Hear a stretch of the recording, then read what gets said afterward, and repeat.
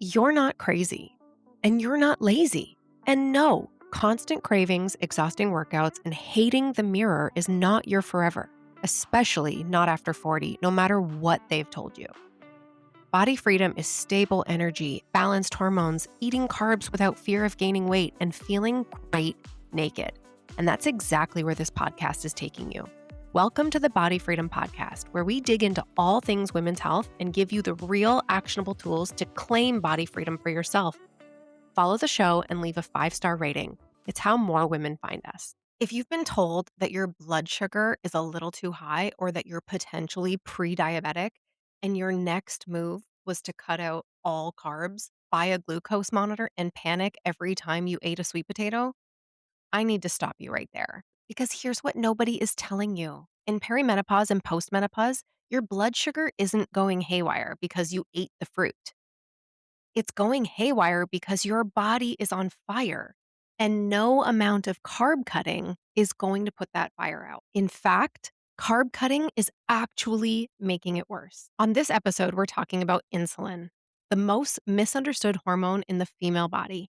We're going to cover what your blood work is actually saying, why pre-diabetes and perimenopause blood sugar dysregulation are two completely different conversations, why I want you to ditch the glucose monitor, and 7 core steps to actually fix this. Because the goal is not to flatten a line on a graph or change 1 or 2 markers on a blood lab. The goal is to reduce inflammation. So let's dig in. Here's a little bit of quick science. Insulin is a hormone made by your body's pancreas. Its job is to shuttle glucose from your bloodstream into your cells to be used as energy. That's it. When insulin is doing that job well, everything feels steady. Mood, energy, sleep, hormones, they're all steady because insulin doesn't work alone. It's intimately tied to cortisol, estrogen, progesterone, and thyroid, and every other hormone in your body, ultimately. Insulin is not just a blood sugar hormone, it is a master signaling hormone. So when I hear people talk about blood sugar issues, what we're really talking about is a whole body communication breakdown. And in perimenopause, that communication is changing whether you like it or not. So here's what dysregulation looks like in real life. You skip breakfast because you read that fasting is good for women over 40 to lose weight. But then your cortisol, which naturally peaks in the morning, spikes even higher to keep your blood sugar up. And then by 10 a.m., you're shaky, foggy, hangry. You grab a coffee, you eat some fruit because you just want to have a light breakfast, and then your blood sugar rockets up. Insulin overshoots, blood sugar crashes, you're hangry again by noon. That is not a carb problem. That's a sequencing problem. It's a how you eat problem, even if you're eating good food. A stress problem dressed up as a sugar problem. And every one of those crashes are inflammatory. Every cortisol spike, inflammatory, which is actually driving the dysregulation in the first place. So let's talk about blood markers because I want you to walk into your next doctor's appointment and actually understand what you're looking at. Standard panel that a doctor will order is fasting glucose and A1C. 2 numbers used to diagnose prediabetes and type 2 diabetes, a really narrow lens. Fasting glucose is truly just a snapshot. Under 100 is normal. 100 to 125 is pre-diabetic, but a fasting glucose of 95 in an overfasted, underslept, cortisol pumping woman is not the same as a 95 in a woman who is well-fed and well-rested. Same number, completely different story. A1C is a 3-month average of sugar stuck in the red blood cells, but A1C is influenced by iron status and inflammation, both of which are wildly variable in perimenopause and postmenopausal women. So treating A1C like gospel without context is just sloppy medicine. Here's what I actually want on your blood panel: fasting insulin. This is the one. Insulin rises long before glucose does. You can have perfectly normal glucose and a fasting insulin that is screaming. Optimal is under 7. Conventional labs let it slide to 25 before they flinch. Also, HOMA-IR, which calculates insulin resistance, and inflammatory markers HSCRP, homocysteine, ferritin. Because inflammation is the engine of this, and you cannot see the engine if you only look at the dashboard. So now what's the difference between prediabetes and perimenopausal or postmenopausal dysregulation? This is where I need you to really lean in. Prediabetes, actual clinical prediabetes, is a metabolic state where your cells have stopped responding to insulin over years of chronic elevation. It is a progression. Blood sugar dysregulation in perimenopause is something completely different. It can look identical on paper and the numbers can match, but the mechanisms are not the same. In perimenopause, your blood sugar is dysregulated because of inflammation, hormonal volatility, sleep disruption, cortisol shifts, and muscle loss, not because your cells have stopped listening. Estrogen helps your cells stay insulin sensitive. And when estrogen is fluctuating, which it does for years before your period stops, insulin sensitivity becomes volatile. Progesterone drops, sleep tanks, cortisol climbs, and muscle mass declines. All of this affects blood sugar. When a doctor looks at a fasting glucose of 103 in a 46-year-old woman and says, "You're pre-diabetic, cut your carbs," they are missing the entire conversation.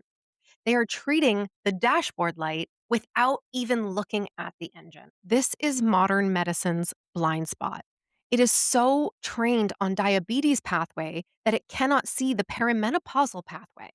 So you, a 40 or 50 something year old woman with rising glucose, get handed a diabetes playbook, low carb, glucose monitor, anxiety, restriction, and you wonder why you're feeling worse because the playbook you're handed is actually written for the wrong problem. Quick pause here because I know what you're thinking. How is it even possible to get 30 grams of protein into your body within an hour of waking when the kids are losing their minds and the dog needs to be walked and you need to get out the door to go to work? Well, this is exactly why I keep Paleo Valley grass-fed whey protein on my counter every single day. It's 100% grass-fed and grass-finished, which is the important part, minimally processed so the bioactive compounds stay intact. It has colostrum for the gut lining repair. And if you've been listening, you know gut health and blood sugar are the same conversation. Digestive enzymes are built in. No seed oils, no artificial sweeteners, and no fillers. It is the easiest yes I can give my clients when they ask, but what do I actually eat in the morning? 2 scoops in a smoothie with a banana and some almond butter, and you've got a protein, fat, complex carb in your body in under 3 minutes. Cortisol settles, blood sugar stabilizes. The link and the discount code are in the show notes. If you only do one thing differently after this episode, eating protein in the morning is it. Let's discuss why cutting carbs is actually making you feel worse. Let me name who's actually listening to this. You are not the woman who's sugar bombing through processed foods. You already know better than that. You are the woman who is afraid of the sweet potato, the apple, the lentils, the oats. You have cut out the foods that would actually heal this because someone told you that they spike your blood sugar, or maybe your glucose monitor said to you it's spiking your blood sugar. Hear me clearly. The problem is not that you're eating those foods. The problem is that you're missing the other pieces. You're eating the apple alone at 3 p.m., the oats with no protein at 7 a.m., the lentils without enough fat. Your monitor beeps, you feel a dip, and you decide the food is the problem. So the apple gets cut, the oats get cut, the sweet potato gets cut. The line on the monitor looks calmer. And underneath, things start to break. Your thyroid slows way down because it needs carbs to convert inactive hormone to active hormone. Your cortisol climbs because your body reads low carbs as famine. Your sleep gets disrupted. Your cycle gets weirder. Your hair starts to thin, and your ability to lose fat doesn't exist anymore. Carbs are not the villain. Insulin is not the villain. Your body is not the villain. The villain is inflammation, and the pattern of eating that fuels it. Complex carbs, sweet potato, squash, oats, fruit, beans, these are healing foods. And when they are paired with protein and fat, everything works. The carb is not what spiked you. The carb eaten alone on an empty stomach in a stressed body, that's what spiked you. That same carb eaten after protein in a calm body, completely different response. Food is not the villain. How you are eating that food is the real conversation. So don't get me wrong here. There is a place for testing, and that place is not strapped to your arm 24 hours a day. If you want a real picture, you do not look at the 30-minute spike. You do not look at the 1 hour spike. Of course, your glucose goes up after you eat. That is what is supposed to happen. That's digestion, and that's not a problem. What you want to know is where your glucose is 3 hours after you eat. 3 hours post meal, you should be back close to where you started. The spike doesn't tell you the information, the recovery does. Ditch the fucking glucose monitor. It's giving away your power. I am not anti data. I am against outsourcing your body's wisdom to a piece of plastic on your arm. And here's what I often see happen. You watch every meal, every walk, every coffee. You stop eating sweet potatoes. You stop eating fruit. You stop eating out with friends. You start fearing food and you start fearing your own body's response to it. Your stress goes up. Your cortisol goes up. Your blood sugar gets worse. The monitor is creating a problem, an internal stress that its purpose was intended to solve. And the algorithm flashing red at you, it's designed on data from diabetic men, not perimenopausal or postmenopausal women. The thresholds are wrong. The interpretation is wrong, and the relationship you're building with your body is detrimental to your health. Get your fasting insulin tested. Check your 3 hour number a few times if you're curious, then put the data down. How do you feel 2 hours after eating? How do you sleep? How is your 3 p.m. energy? Those are the real data. They were available to you long before a wearable existed. So here are your steps to actually fix the blood sugar roller coaster. These steps are all in service of one thing, reducing inflammation. Because when inflammation comes down, insulin sensitivity comes back. Blood sugar regulates and hormones recalibrate. Core step number 1, eat for your results. Protein, fat, and complex carbs at every meal.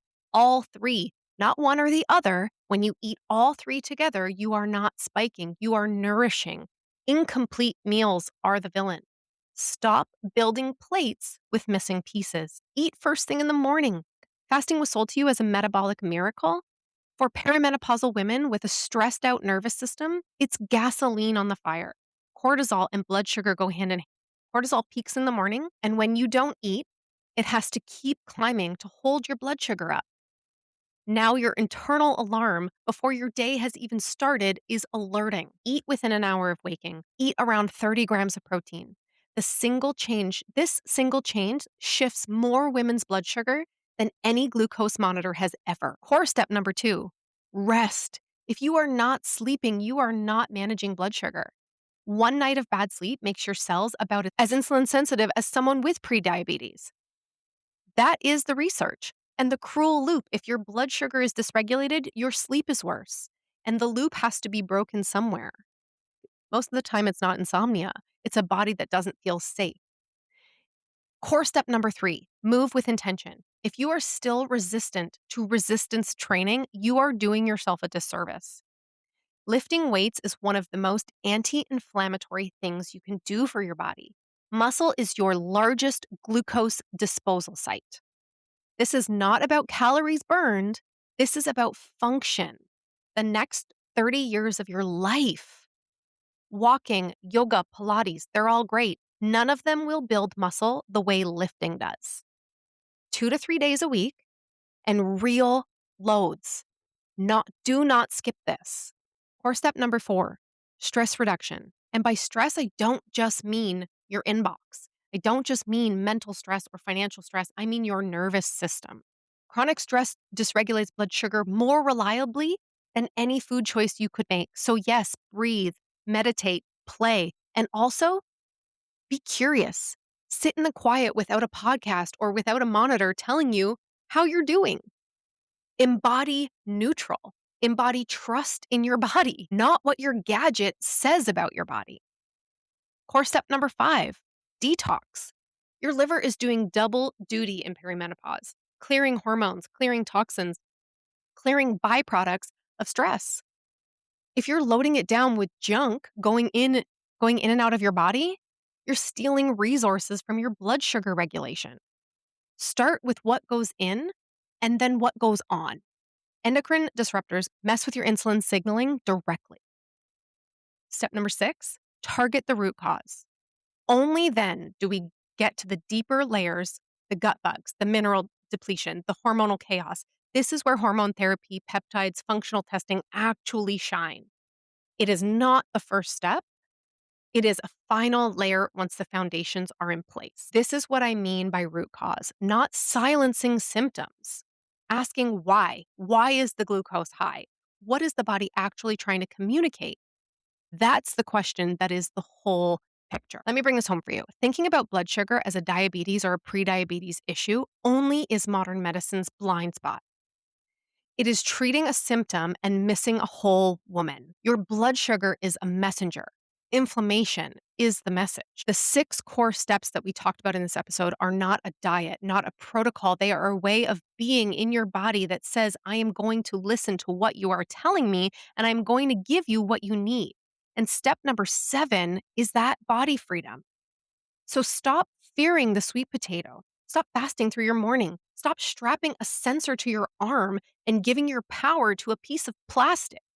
Start eating like a woman whose entire body is changing and worthy of being met where she is. If this episode landed for you, share it with other women. Send it to the woman in your life who is currently terrified of bread. She needs this. Leave a review. It is the single biggest thing you can do to help this work reach more and more women. And if you're ready to do the work with me, the door is open. The link is in the show notes to my metabolism quiz, where you will learn exactly what areas of your body are dysfunctional and where we can start the work. Your body is not broken. Your blood sugar is not the enemy. You don't need another gadget. You need the truth, a plan, and someone in your corner who understands what is happening to you. I'll see you in the next episode. That's a wrap on today's episode of the Body Freedom Podcast. And remember, body freedom isn't a fantasy reserved for women in their 20s. It's stable energy, balanced hormones, eating carbs without fear, and feeling great naked at 40, at 50, at any age. And every episode is walking you one step closer. Before you go, if you're not sure what's actually blocking your body freedom, take my free metabolism quiz. In just a couple of minutes, you'll find out exactly what's going on with your metabolism and what to do about it. The link is in the show notes. And if today gave you even one shift, tap follow and leave a 5-star review. It's genuinely how more women find this show and start claiming body freedom for themselves. I'll see you next week.